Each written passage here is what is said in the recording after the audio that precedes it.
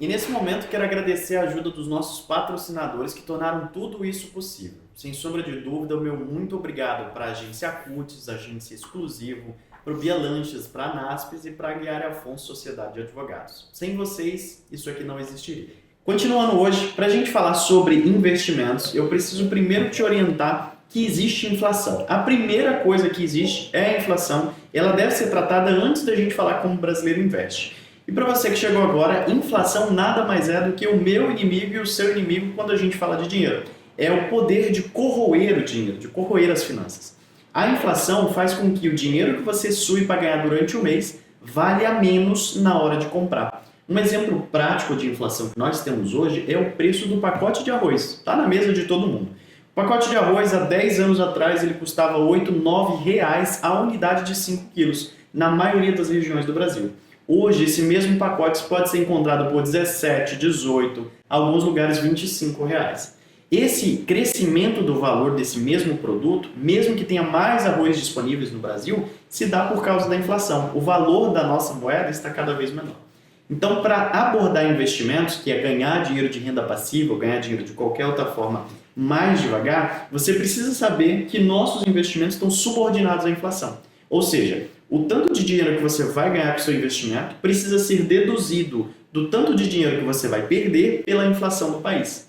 E é por isso que não faz sentido falar de investimentos lá no sul da África, onde a inflação beira os 300% ao ano. Mas faz sentido falar de inflação no Brasil, ou falar de investimento no Brasil, onde a gente está com a inflação média de 5%, 6% ao ano.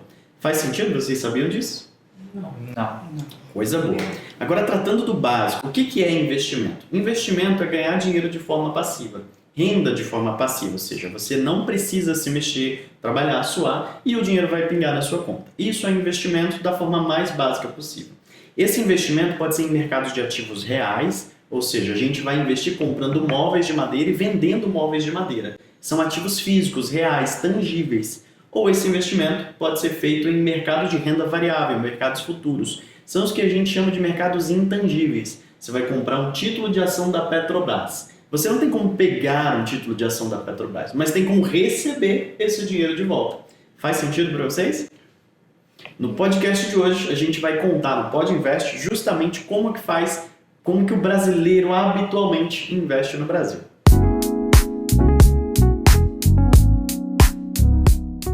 A primeira pergunta desse dia, a primeira pergunta do Pod Invest de hoje vai para o Edilson e a gente vai perguntar uma coisa muito simples. Edilson, você lembrava de comprar pirulito ou bala na escola? Você chegou a comprar? Não tinha dinheiro, tô brincando. Sim, com certeza. Você lembra quanto dinheiro você levava para comprar essas merendas? O pirulito era 25 centavos. Uhum. Assim, aquelas mentas, né, eram 10 centavos. Uhum. Então, no máximo, isso R$5. R$5 você era o rei da escola, podia distribuir mais. É bem legal lá. E hoje, se você por acaso tivesse um filho e desse R$5 para ele comprar na escola as merendinhas, o que você acha que ele conseguiria comprar? Hoje é complicado, com certeza. Hoje não dá certo. Gente, esse é o que eu quis dizer para vocês com o contexto de inflação. Ela é imperceptível na nossa vida no curto prazo. A inflação do mês passado no Brasil foi 0,38%, 0,40%. Ela é muito imperceptível, mas ao longo de 10, 20, 30 anos ela se torna plenamente factível e ela começa a doer no bolso. Alessandra, você lembra da época da faculdade? Você levava dinheiro para comer na faculdade? Não levava. Show de bola. Você levava algum dinheiro em algum lugar, trabalhava, tinha algum tipo de renda? Sim, levava no cartão, né? Uhum. Na época não tinha Pix, era no cartão mesmo e assim a gente pagava, né, na escola. Perfeito. Você lembra alguma coisa que você comia ou comprava naquela época? Salgado, um refrigerante, um suco. Perfeito. Quanto que era a lata de refrigerante? Você lembra mais ou menos? Tá Coca-Cola. Coca-Cola, né? Eu já cheguei a pagar Imagina. R$3 Coca-Cola. Não faço ideia. Perfeito. Hoje, se a gente for olhar o preço e o valor de uma lata de Coca-Cola, por exemplo, a gente compra uma latinha por R$5. A garrafa grande eu já vi vendendo por R$12, R$15 na data de hoje, né, que a gente tá. Mas na minha infância a gente comprava Coca-Cola 2 litros por R$5. Vocês já chegaram a comprar assim? Sim. Já. Sim. Exatamente. E nós não somos pessoas velhas, né? Perfeitamente. Esse é o contexto de inflação. Agora falando sobre como a forma que o brasileiro investe e as experiências de investimento, Eu queria perguntar para a Dejade, você já teve alguma experiência com investimento, seja no ativo real, seja no ativo variável? Sim, com investimento, eu acho.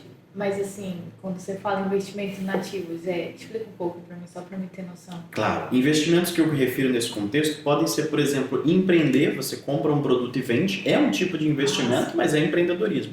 Ou pode ser um momento em que você recebe dinheiro de alguma coisa e aplica isso no banco, tesouro, poupança. Sim, eu lembro de quando eu estava na faculdade, eu vendia batom para as minhas amigas. Eu fiz uma forma de ter dinheiro vendendo batom. E foi um investimento que eu fiz justamente para conseguir dinheiro para pagar a festa da faculdade no final do curso. E deu certo? Deu. Nasceu uma empreendedora.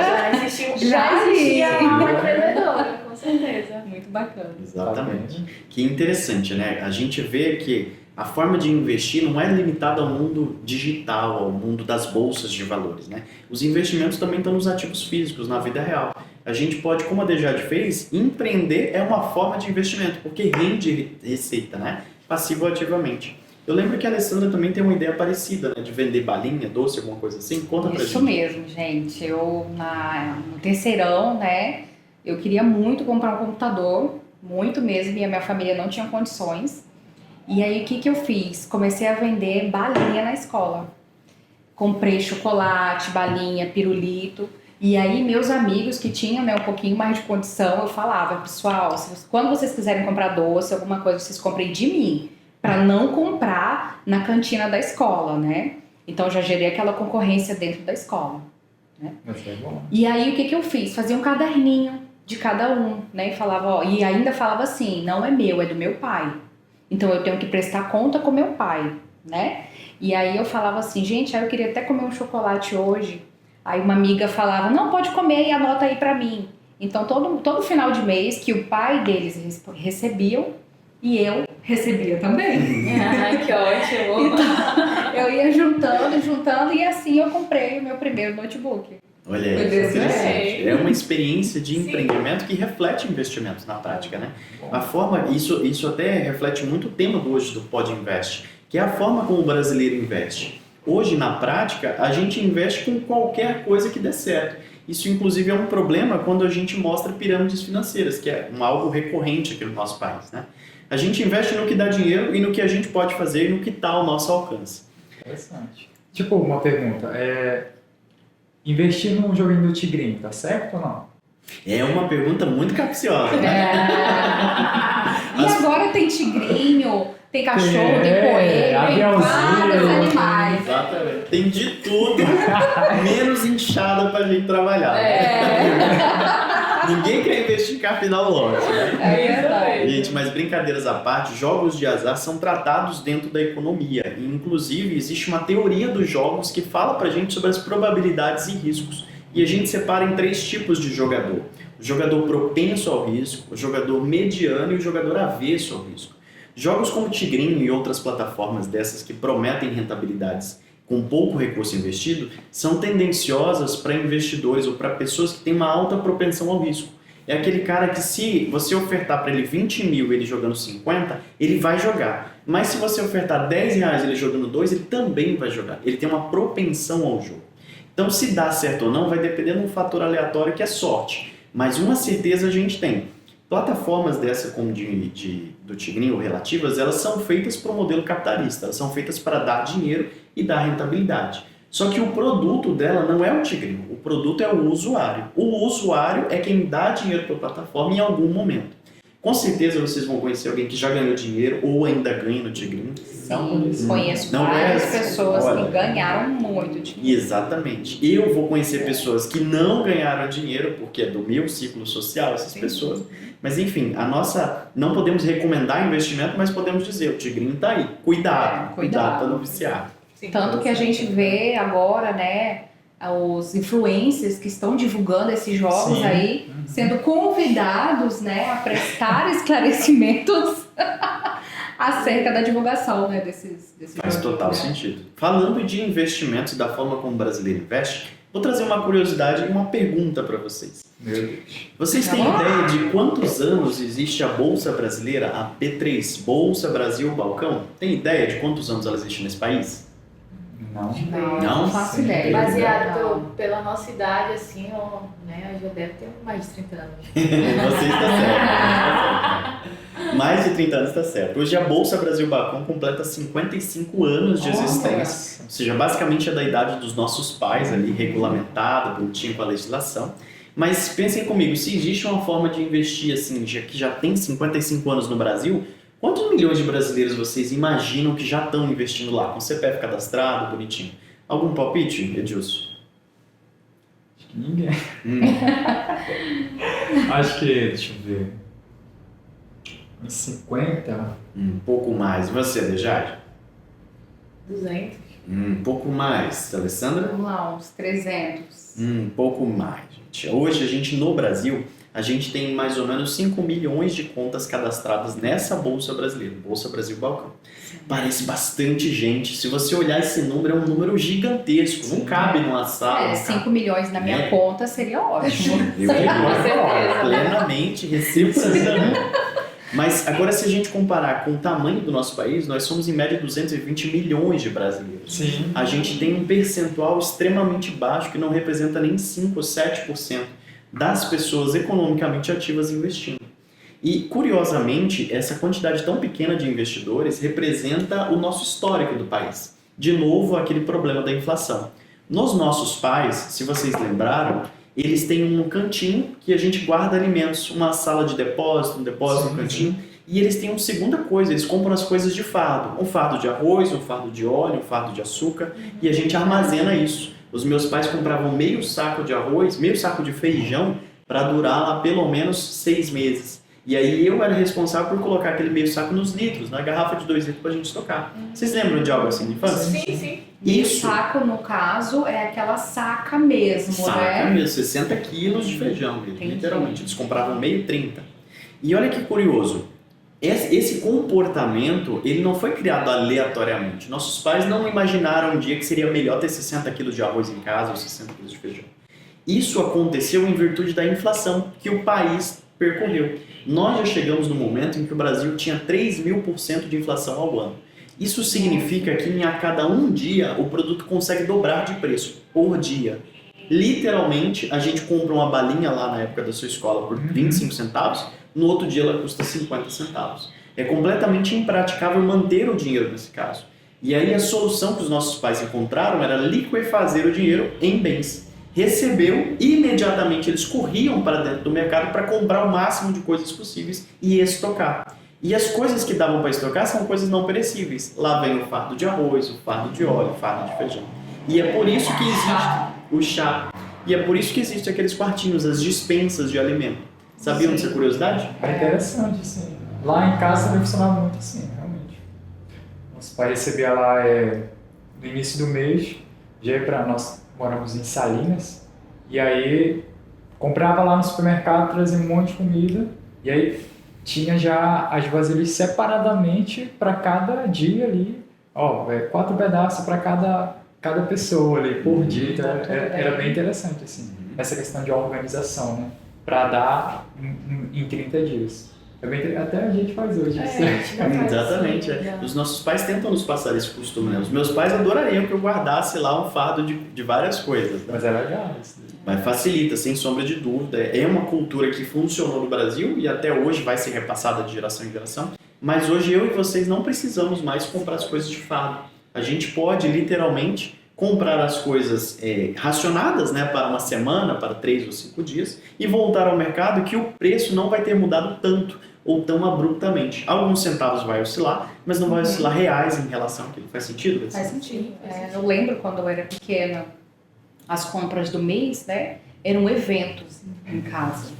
Eu e a minha irmã brigávamos para ir ao mercado. E a mãe e o pai, sabendo que quando o filho vai, né, hoje a gente tem essa noção que quando o filho vai junto, a conta aumenta, né? Você, mãe, leva só isso, leva só aquilo, né? Então eu fazia isso, né? Mãe, leva isso, leva aquilo, não sei o quê. E eu lembro que a compra, a gente não tinha carro, né? E o mercado fazia essa entrega. Tinha um caminhão daqueles aberto, né? E eu e a minha irmã ia atrás lá. A gente achava aquilo o máximo, né? O vento no cabelo e tal. E a gente ia junto com as compras ali. E comprava-se muita coisa, caixas de leite, caixas de arroz, caixa daquilo, né? E a cultura, né? A mãe vai ensinando pra gente. Hoje eu não compro dessa forma, né? Mas a tendência seria essa, né? Passar, né? Geração em geração. Porque eles passaram por essa inflação, que o Matheus comentou pra gente. Imagina a gente hoje, né? Recentemente a gente teve esse aumento do café, que até hoje a gente está sentindo ainda, né? Então a gente consegue ter um pouco dessa percepção do que eles passaram lá atrás. Exatamente. Né? Imagina, Dejade, por exemplo, essa percepção da inflação do café recente que a gente passou acontecesse com arroz, feijão, carne, açúcar, tudo no mesmo dia. Como é que seria? Muito mais difícil de se viver, né? Para comprar as coisas, para ter... falando assim, a gente morou em Catalão, né? E a gente comprava leite, né, em quantidade maior justamente, não só pelo consumo, mas lá era muito mais barato. Então pra gente funcionava, né, Edilson?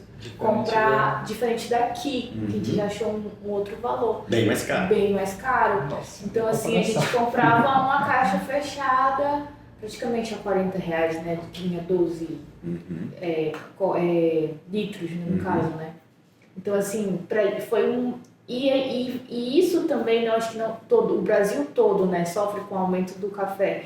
Mas a gente sabe que mudando de estado, muda também os valores também de muita coisa, né? Sem sombra de dúvida. Nós tivemos essa experiência viajando de carro, né? Recentemente a gente viajou, fomos a Curitiba e sentimos ao sair de Rondônia, saiu aqui, saiu de Vilhena, o combustível despenca o valor. É surreal. A gente tirava foto para a gente... Lembra do Will Smith chegando lá? A gente ficava assim, vendo os postos, sabe? Nossa, olha aqui, mandava para os amigos daqui. Gente, olha o preço. Sem comparação, né? Impraticável. Mas isso é por quê, assim, no caso, assim? É questão da inflação mesmo? A inflação, então, ela varia de estado para estado. Você está correto. Hoje a gente tem um índice nacional de inflação que calcula a média da inflação dos estados. E há estados mais inflacionados que outros. Esses fatores de inflação, eles podem ser relacionados à inflação de custo. É mais caro produzir em tal estado. Ele pode ser uma inflação de transporte. É mais caro transportar para tal estado. Ou pode ser uma inflação de demanda. Nesse estado, muito mais pessoas querem esse produto ou serviço. No nosso caso, em Rondônia, há uma propensão marginal à inflação de transporte. É muito caro transportar para Rondônia pelo simples fato de a gente ter apenas uma via de acesso e uma hidrovia. Ou seja, se a gente tivesse mais meios de acesso, vamos a Minas Gerais, como por exemplo, está no meio do Brasil. Você consegue ter várias rotas, então vários fornecedores conseguem ofertar aquele produto. Maior oferta de produto com um preço menor. Faz sentido? Sim. Faz sentido. Mas é isso mesmo. Quando moramos lá em Catalão, ela fica ali no centro. Então, dela ali consegue ir para Brasília, São Paulo, né, consegue ir para Minas Gerais, Uberlândia. Então, ali é como se tivesse uma cidade, tivesse tem várias entradas. Então, faz muito sentido, assim, de ser muito barato. Mas assim, no estado todo é barato, né? Faz todo sentido. E uma pergunta, Matheus, por exemplo, agora, né? Nós estamos atravessando um problema na ponte aqui que dá acesso à nossa cidade, né? No Candeias, que é uma cidade aqui do lado, né? E tá ocorrendo quilômetros de engarrafamento ali, né? No pare e siga, esperando as carretas passarem. Isso é algo que pode afetar pra gente, o preço das coisas, o acesso, né? Pode até, eu imagino que possa até ter um racionamento de uso de alguma coisa. O que você acha? Perfeito, excelente pergunta, Alessandra. Nesse contexto em que a gente tem um problema de bloqueio na via, os próprios produtores e fornecedores, eles já se preocupam em calcular essa proporção de demanda. E aí que entra o cálculo do estoque. Em administração, você estuda esse detalhe. No cálculo do estoque, a gente já pressupõe que haverá um delay de receber esse medicamento, esse alimento, esse combustível. E além disso, a gente tem também uma segunda via de acesso a Rondônia, que é a nossa hidrovia Rio Madeira-Mamoré. Isso vai permitir também com que essa inflação não chegue a galopante aos primeiros passos, né? Mas sem dúvida, para alguns medicamentos ou para algumas coisas que essencialmente precisam ser transportadas via terrestre, poderá haver sim uma mudança de preço.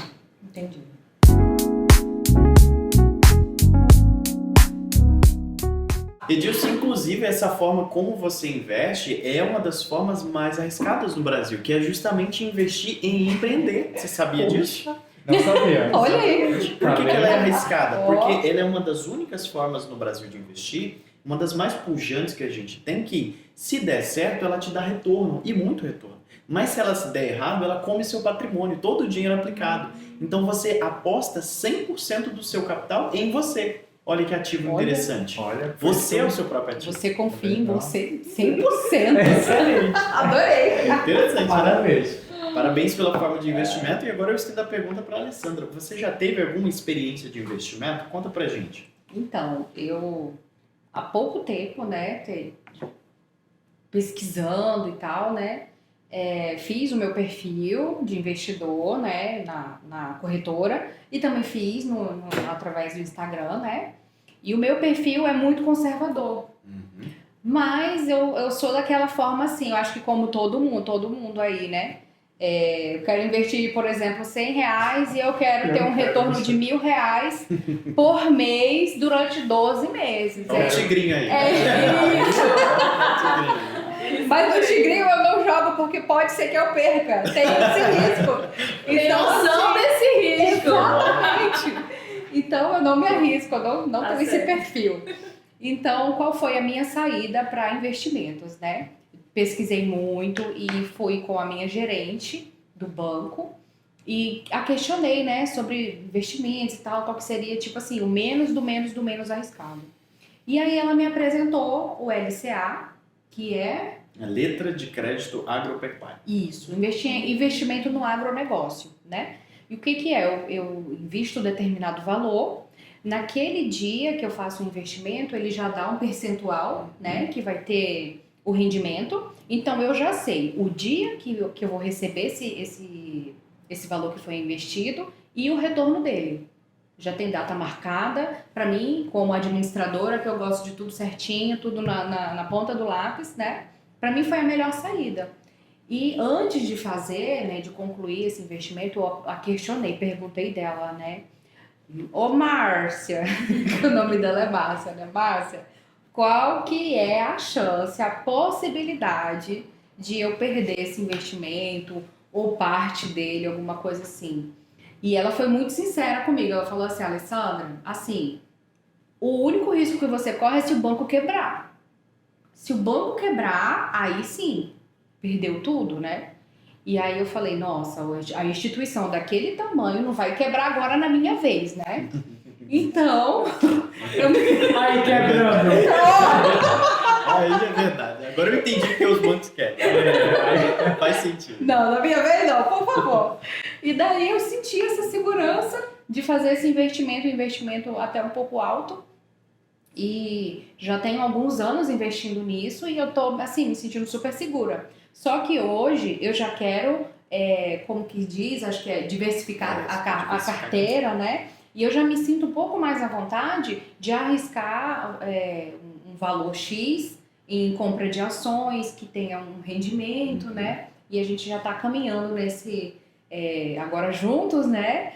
A administradora com a economista casou certinho, né? Casou bem. E Modéstia à parte, casou bem. Entendo. E agora a gente já tem essa diversificação, né? Investindo em imóveis, investindo em LCA, investindo em ações, né? E esse universo é um universo muito bacana, É verdade. né? A gente tem muita dúvida. Eu pergunto sempre dele, o que você acha desse?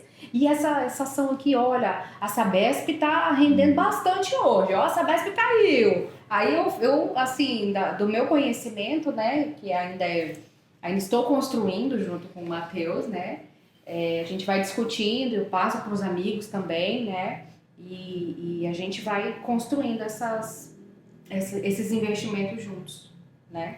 Muito obrigado, Alessandra, por compartilhar sua visão, sua opinião de mundo.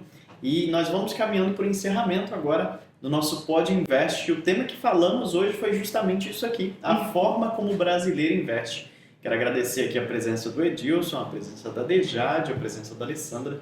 Muito obrigado por tornarem isso possível, esse bate-papo alegre. E eu convido você a seguir a gente nas redes sociais que é lá no nosso Matheus Torrente. A gente fala sobre finanças, investimento, educação financeira e finanças com o Torrente lá no YouTube, onde a gente posta essas informações aqui também. Serão todos muito bem-vindos. Vocês gostariam de mandar abraço para alguém? Ah, com certeza. Um abraço pra minha mãe, né? Lá do Bia Lanches. Ó, Vai, eu também agradecer de estar aqui e também mandar um abraço pra minha família que está lá no Pará, né? Que vocês sabem da gente. E ter esse conhecimento te garanto que eu saio daqui pensando em que investir e como investir, com certeza. Muito obrigada. Muito bom. Agradecer também ao Matheus, né, especialista em economia. Está ajudando a agência também, né, com a questão da financeira, junto com a nossa diretora aqui, a Edilene, que está por trás das câmeras. Mas também, conversar sobre investimento é bom demais, assim, né? Principalmente para as pessoas que querem investir, mas que querem também sair daquela zona que está ali, questão de finanças e tudo mais. Mas eu quero mandar um abraço para minha mãe, para o meu pai, para meus irmãos, e para minha irmã que está lá em Rio Grande do Sul, se não me engano, do Norte, algo assim. Muito obrigado, meus convidados. Esse foi mais um Pod Invest com o Matheus Torrente.